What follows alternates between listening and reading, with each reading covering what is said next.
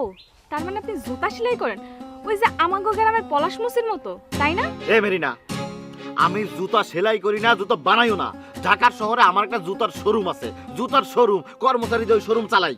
ও আচ্ছা, তাহলে আপনার ওই জুতা শোরুমটা আছে না, আমাগো গ্রামের বাজারে দিলেই তো পারেন। এই যে মেরিনা, একটা কথা কলা, এই গ্রামের কয়জন মানুষ নতুন জুতা কিনে পরে কত? এক জোড়া জুতা কেনার পরে ছিঁড়ে গেলে সেলাই দেয়, আবার ছিঁড়ে গেলে সেলাই দেয়, আবার ছিঁড়ে গেলে সেলাই দেয়।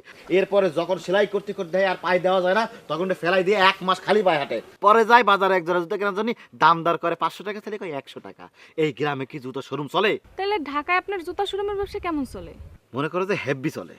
কারণ কি জানো, ঢাকা শহরের মানুষেরা খুব স্টাইল প্রিয়। মনে করো ঢাকা শহরে মানুষের জুতো থাকতে আবার জুতা কেনে। ধরো এক জোড়া জুতা কিনছে বা 2-3 জোড়া আছে, ওটা পায়ে দিয়ে হাঁটতেছে, তো হঠাৎ শুনলো যে নতুন জুতো আসছে, নতুন ডিজাইন আসছে, তখন ওই জোড়া ফেলাই দিয়ে ওই নতুন জুতা আবার কেনে। এটা মনে করো আমার ব্যবসা। আচ্ছা শোনো,